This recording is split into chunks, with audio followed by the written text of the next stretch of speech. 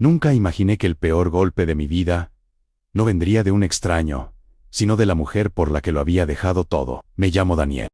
Y durante muchos años, creí que amar significaba entregarse sin medida, sin reservas, sin pensar demasiado en uno mismo. Creí que eso era ser un buen hombre. Creí que si uno daba todo de corazón, tarde o temprano la vida devolvía algo justo. Me equivoqué en muchas cosas, pero tuve que perderlo casi todo para entenderlo. Conocí a Verónica cuando yo todavía era un hombre lleno de planes. Tenía un pequeño negocio familiar que había levantado junto a mi padre, una casa modesta pero propia, y una vida tranquila. No era rico, pero tampoco me faltaba nada. Tenía estabilidad, respeto en mi pueblo, y la sensación de que el futuro, aunque sencillo, estaba en mis manos. Ella llegó como llegan algunas tormentas, silenciosa al principio, hermosa a la distancia, y devastadora cuando por fin te alcanza. Verónica tenía una forma de mirar que hacía que uno quisiera prometerle el mundo. Venía de una vida difícil, o al menos eso fue lo que me contó. Me habló de carencias,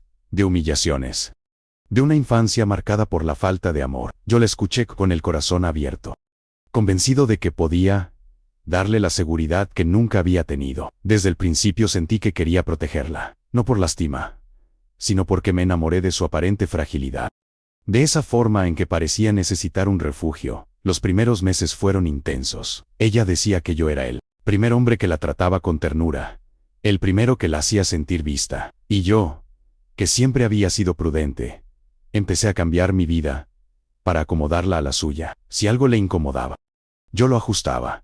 Si algo le dolía, yo intentaba curarlo. Si ella tenía miedo, yo me hacía fuerte. Poco a poco dejé de preguntarme qué quería yo, porque estaba demasiado concentrado en convertirme en todo lo que ella necesitaba.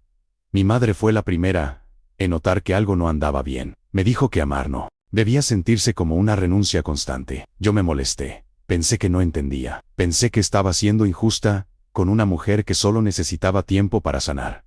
Mi madre insistió en que una relación no podía construirse si uno daba y el otro solo recibía. Yo no quise oírla.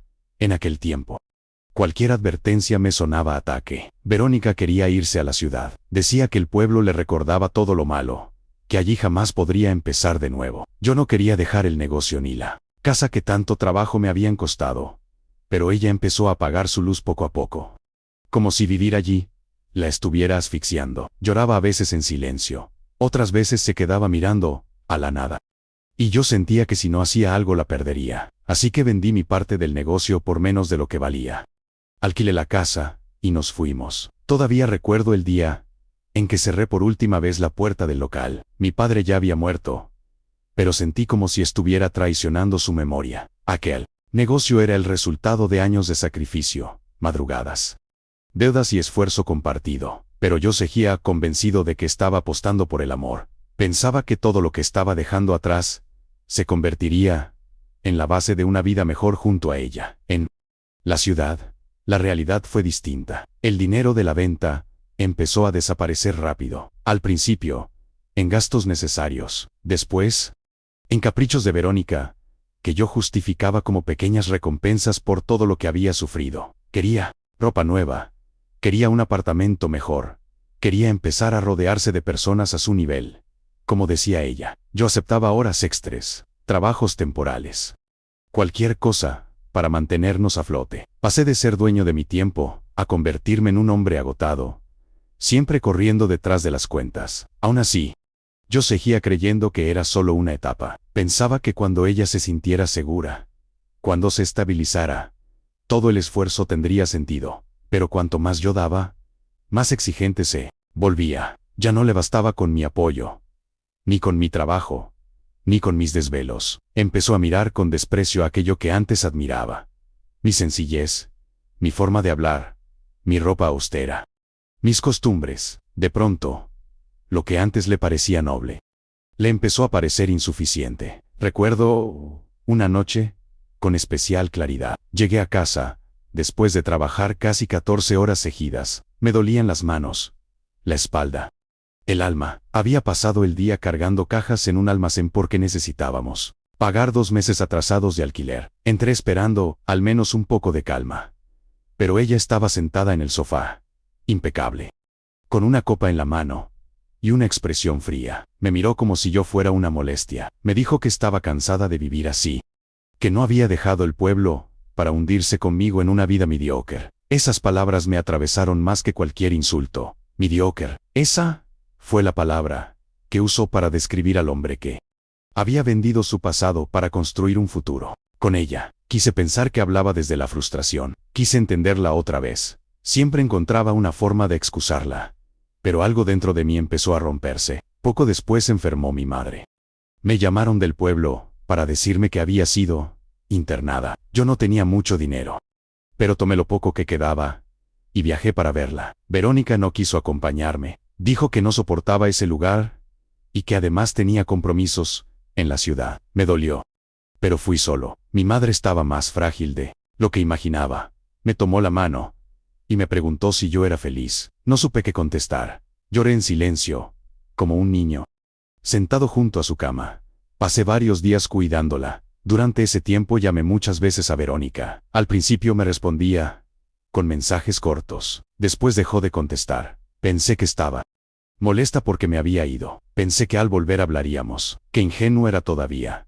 Mi madre murió un martes, antes del amanecer. Sentí que el suelo desaparecía debajo de mí. Después del entierro, regresé a la ciudad, con una tristeza que no podía explicar con palabras. Solo quería llegar a casa y encontrar un poco de humanidad, aunque fuera una pequeña muestra de compañía. Pero cuando abrí la puerta del apartamento, lo encontré medio vacío. No estaban sus cosas más valiosas. No estaba su ropa. No estaba la computadora que yo había comprado a plazos para que estudiara. Tampoco estaban mis ahorros escondidos en una caja metálica dentro del armario. Sobre la mesa había una nota de 2 líneas.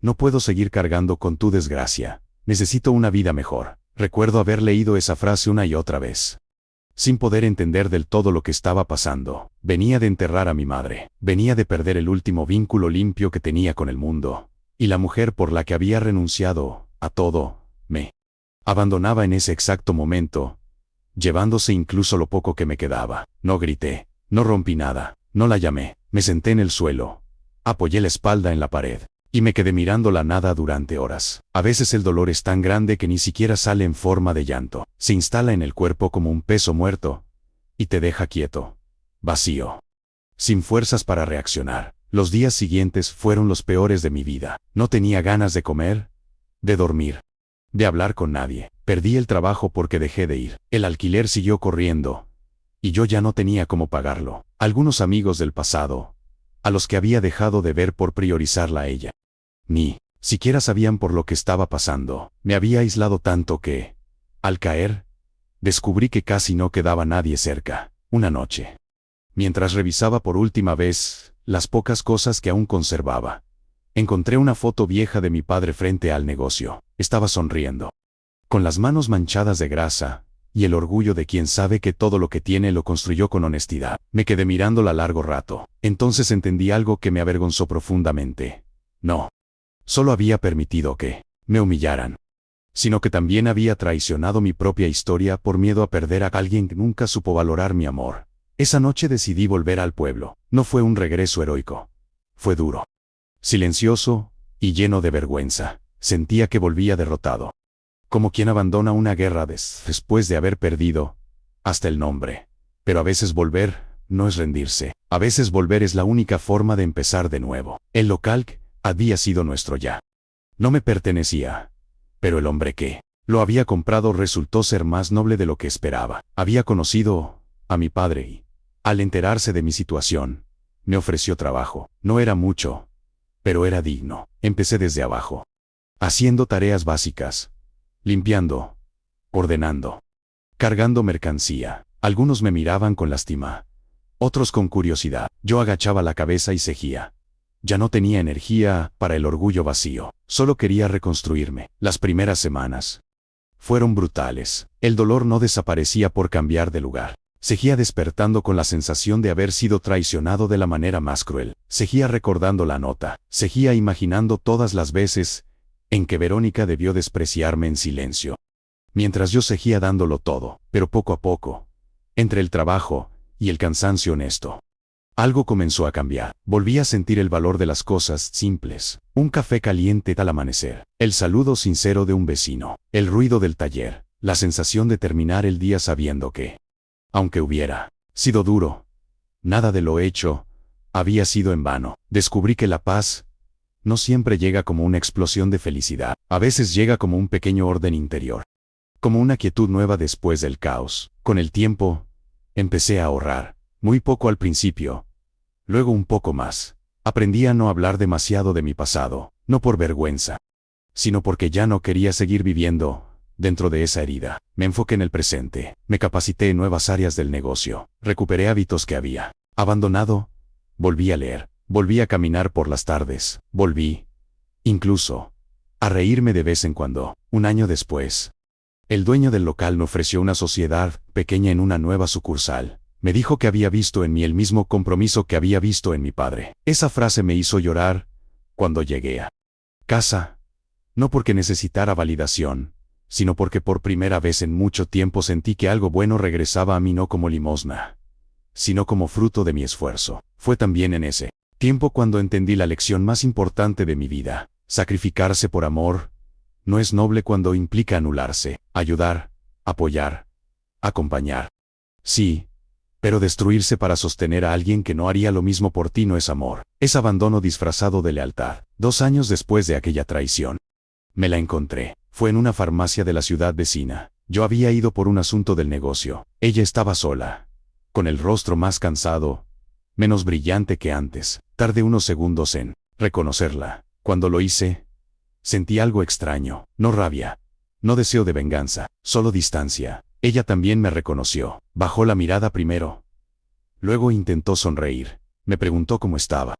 Con una voz débil, como si quisiera tantear el terreno. Le respondí que estaba bien. Me dijo que había pensado mucho en mí, que las cosas no habían salido como esperaba, que había cometido errores. Yo la escuché en silencio. En otro tiempo habría buscado explicaciones. Habría necesitado respuestas, justicia, algún tipo de reparación. Pero ya no. La miré y comprendí que la vida ya había hecho su parte. No necesitaba verla caer para sentirme mejor. Yo ya no estaba en el suelo. Antes de despedirse, me dijo que yo había sido el único hombre que la amó de verdad. Y por primera vez, en lugar de sentir orgullo, sentí claridad. Le respondí que tal vez sí, pero que ahora también era el hombre que por fin había aprendido a amarse a sí mismo. Me fui sin mirar atrás. Esa tarde, mientras conducía de regreso al pueblo, abrí la ventana y dejé entrar el aire. Pensé en todo lo que había perdido.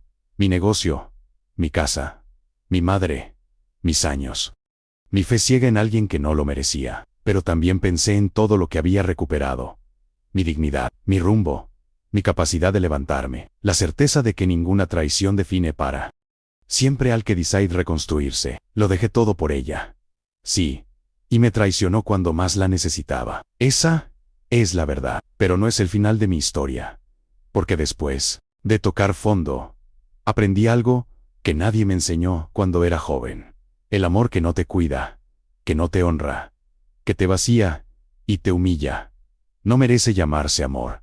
Y cuando uno entiende eso, deja de mendigar afecto donde solo hay interés. Deja de cargar culpas ajenas. Deja de confundir sacrificio con condena. Hoy sigo levantándome temprano. Sigo trabajando con las manos, con la cabeza y con el corazón. Sigo extrañando a mi madre. Sigo pensando en mi padre cuando tomo decisiones difíciles. La vida no se volvió perfecta, pero se volvió mía otra vez. Y eso, después de haber sido traicionado, vale más que cualquier promesa, porque hay caídas que destruyen a un hombre.